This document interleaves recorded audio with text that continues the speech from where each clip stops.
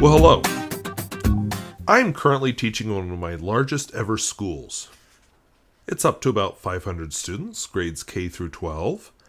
And, well, to be fair, the district is a little larger than the state of Rhode Island, land-wise, so we got a lot of room to pull the kids from.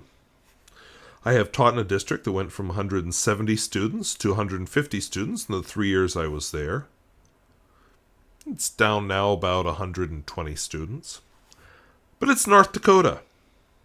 We have some very small schools. So strap in, we're in for a bumpy ride. So I'm headed up the eastern end of North Dakota. I will try to put which highways I'm on and which towns I go through in the footnotes or on the video as we go through them. We'll get to some interesting scenery, but the thing I like about the eastern North Dakota as far as this topic is there are a lot of abandoned schools there. A lot of very small schools. Their districts are not the size of Rhode Island and eastern North Dakota. There are a lot of small schools close together still. So a lot of inspiration for this topic. So, to be clear, when I came to my current school district, they had just consolidated with the neighboring school. The neighboring school had 70 students, K through 12. Those students and high school staff were incorporated into our school, along with a wave of retirements at my school, and me, and a couple other brand new teachers that nobody knew.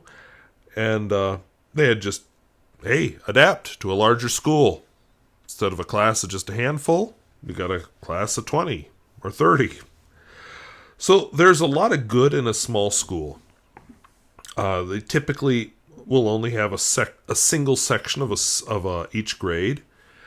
So they become like sometimes dysfunctional family.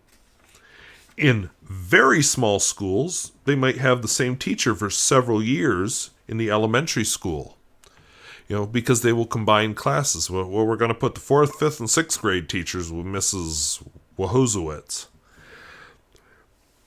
Also, you get some of the older kids will leave and go on to the next teacher or to high school, and new kids come in, but still, you are with your little family. In the high school, there will be only one teacher for each subject. So, if you don't like how Mr. Squirrel teaches science, tough noogies, because he is your world from now until you graduate. Unless he finds a better job somewhere else, which is a problem in smaller schools, but not where I'm going to head in this video. If you're a teacher with the ability to teach multiple subjects, that is a plus. While in smaller schools, I got certified in math, as well as all areas of science. And I am currently working on adding more computer science to my license. And hopefully in the next couple of years, I'm going to become a fully certified computer science teacher as well. I will tell you that when I started out teaching in West Hope, the variety of sciences I was teaching was quite something for me. My original degree was in physics, and I had to get certified in everything else. A high school teacher in a small school might have a smaller class size. Okay, they will have a smaller class size, but that teacher will also have a lot of classes to prepare for. Speaking personally, I was overwhelmed. I spent a lot of nights up until 1 a.m. in the morning. I'm not physically capable of doing that anymore. I would actually love to see statistics on retention in school, small schools like that versus other school sizes. I haven't found a good study, but I would be interested. But it is true that retention is just in general becoming a major issue in education. Not only do we not have the new teachers coming in, the existing teachers are quitting. And that's becoming a big problem. And I will talk about that. I have a video or two planned on that. And that's not just a North Dakota thing. But It's especially a major concern for small rural schools because it's always been difficult to attract teachers to small rural schools. They are isolated. Generally, you are hired and you become the new teacher among the often much older staff, and you're the only one in your subject or grade level. And of course, rural communities often lack the amenities and other young single people. So that brings me to Wolford, North Dakota, a tiny community of 49 near Rugby, North Dakota. Now, I will just note that you're going to see some photographs that I've taken of a couple of these schools, the ones I had photographs of. They're mine. There was some audio and video that I've linked below for some of these that I wanted to share, but it's not mine, so I can't, but I put the link to it so you can enjoy it through them. So school in Wolford, North Dakota, this community of 43, closed in 2019. At that time, they had an enrollment of 46 students, K through 12. So 3 more students in the school district than they had in citizens living in the town. If you compare it to other districts at the time, it's not the smallest district, but local conditions vary.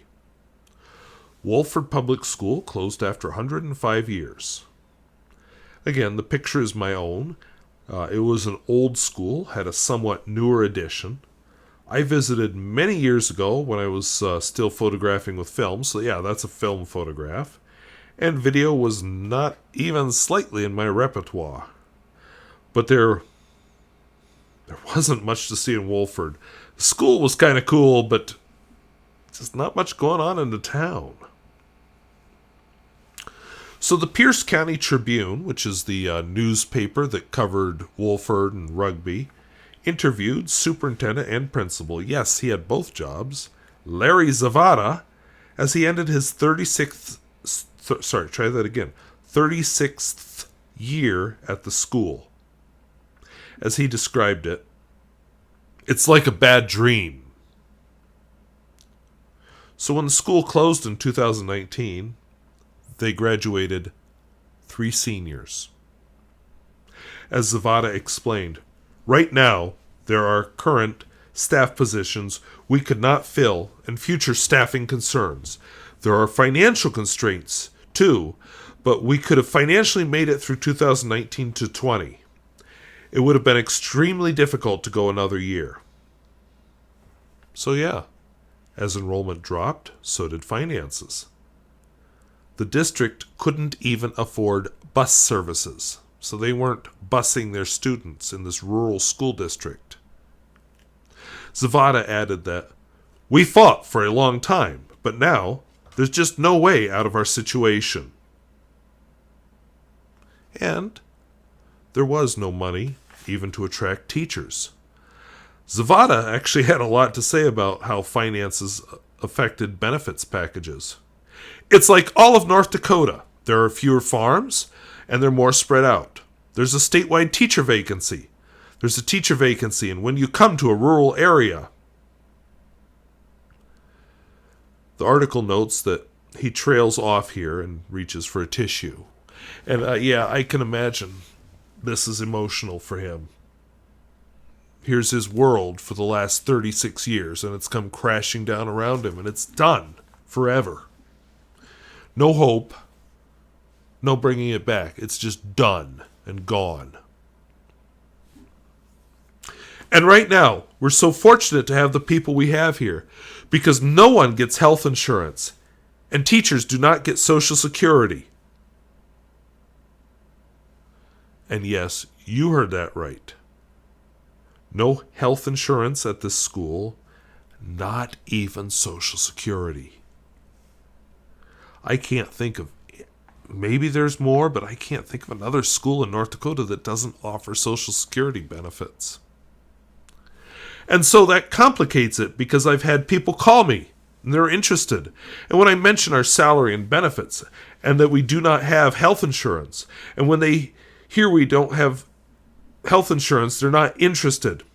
It's different than than it was 15 years ago. 15 years ago, I could have had a single guy, and he didn't care about health insurance. But with increasing costs, it's like if you don't have health insurance, you have more than 2 strikes against you.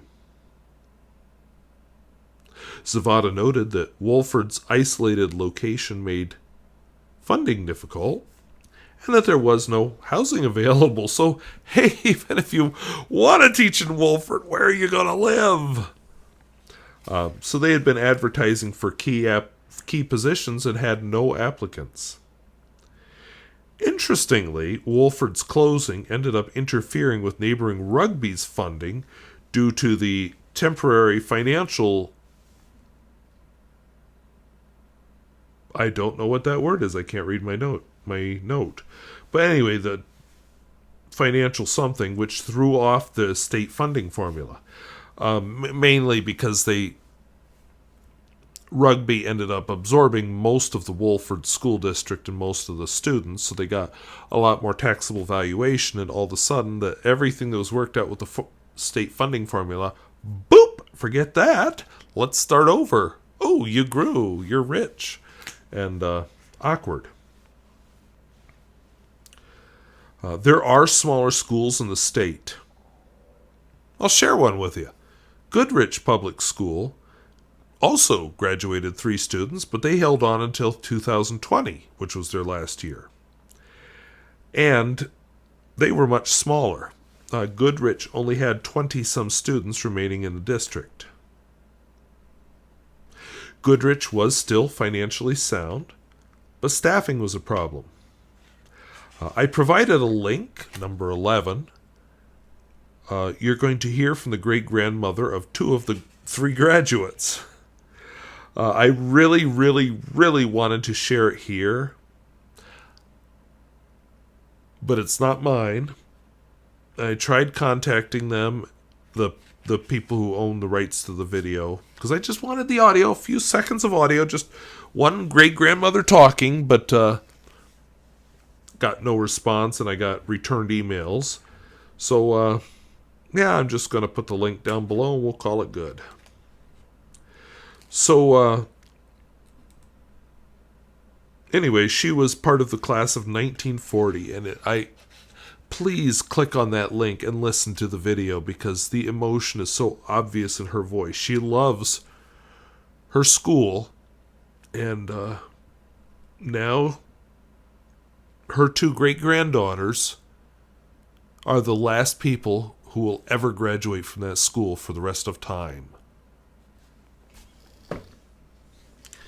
And, I'm making it sound melodramatic, but just think what that means to somebody. Think of your own school as, oh, yeah, it's no longer there.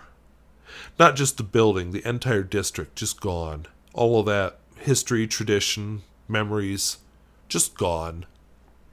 That's what she's dealing with. Goodrich tried to continue for grades K through 5, but that has ended now, and I've got that information from a personal contact. Some schools are a true echo of the past. Central Elementary in Amadon, North Dakota, was a one-room school. One teacher instructed grades K through 8. Retention was a problem, again, personal contact there. And additionally, there was the isolation of being in Amadon, North Dakota.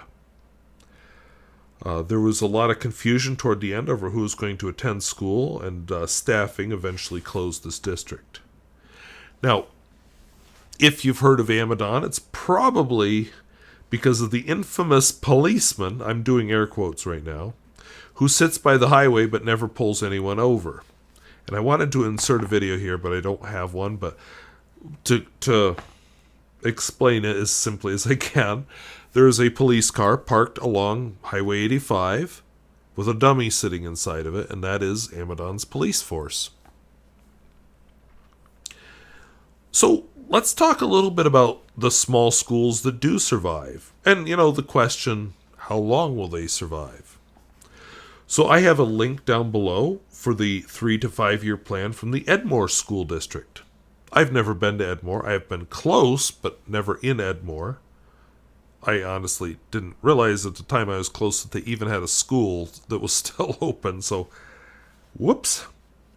So, I have no pictures. It's an old building. I do know that.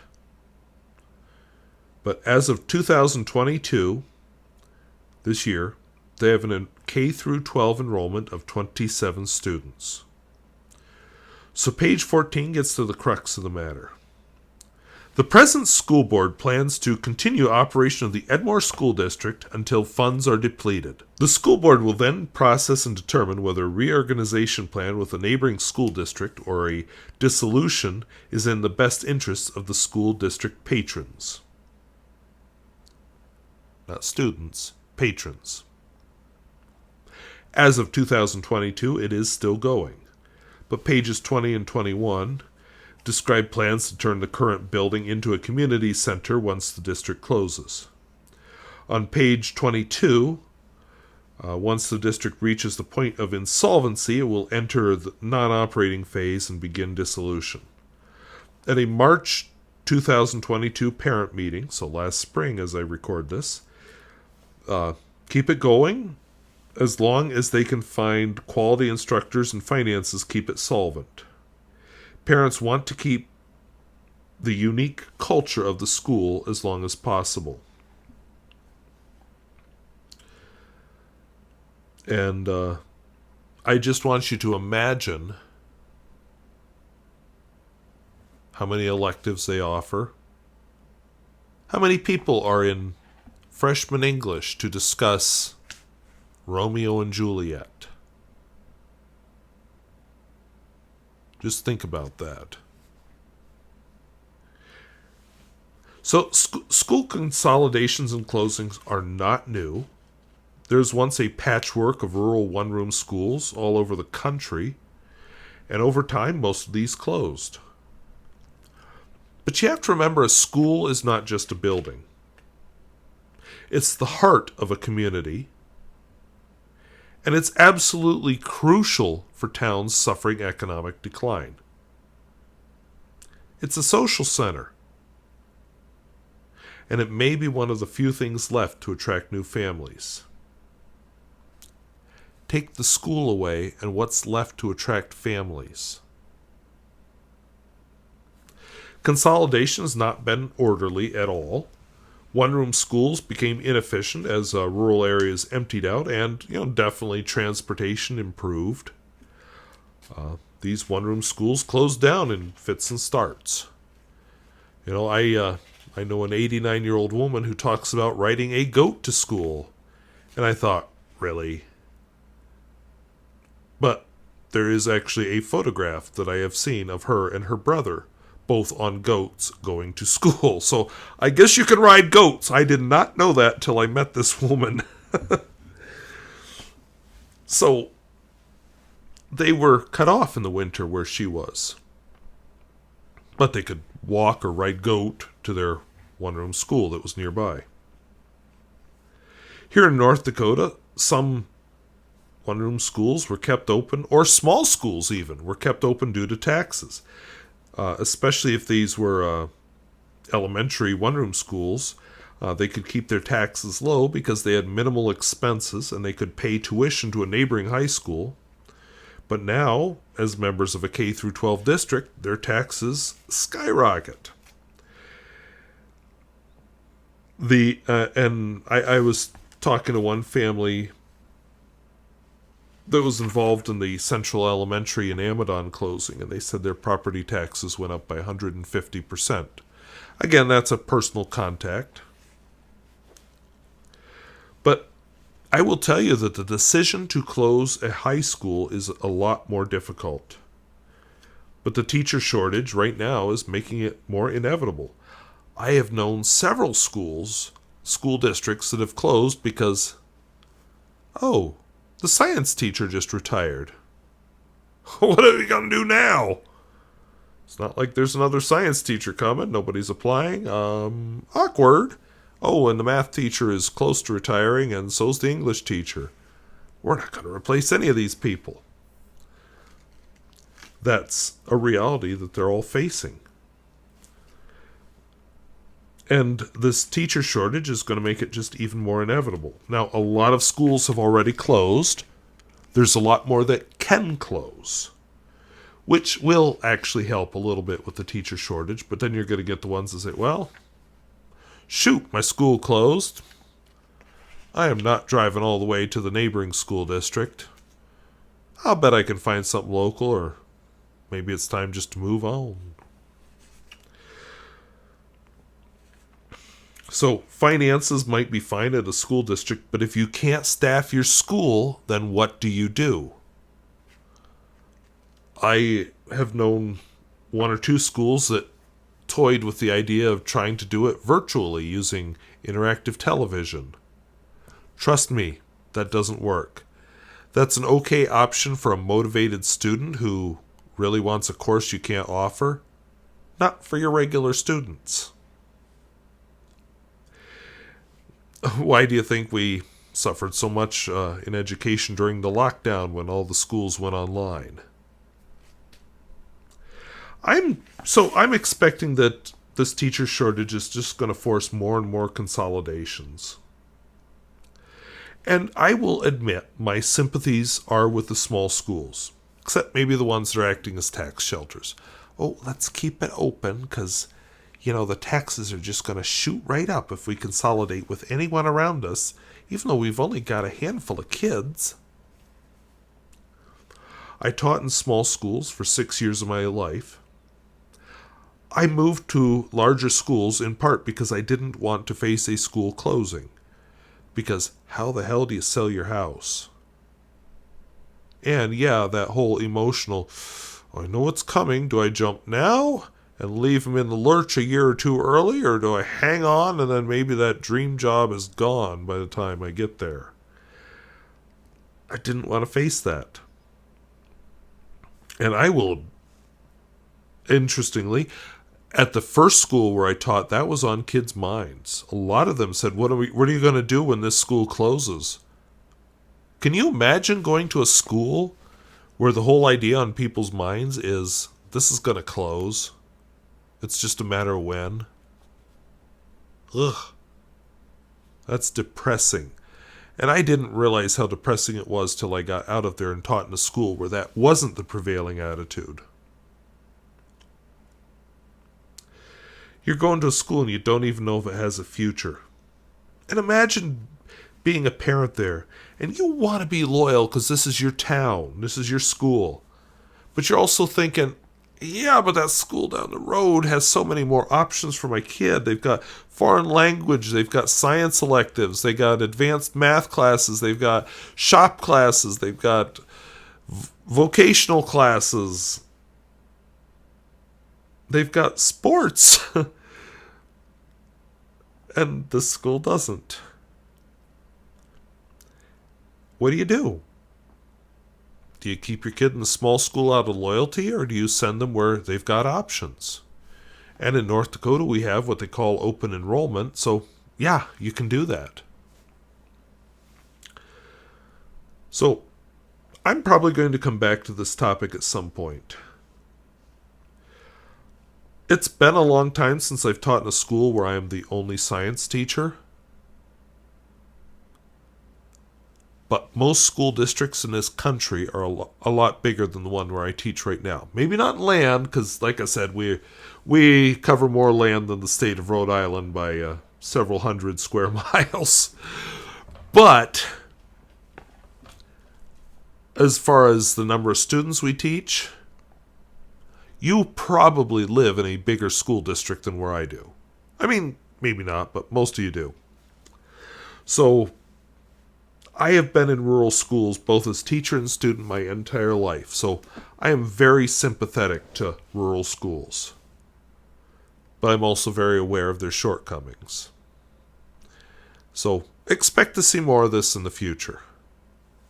In the meantime, I want to thank you for watching. Talk to you later. Bye-bye.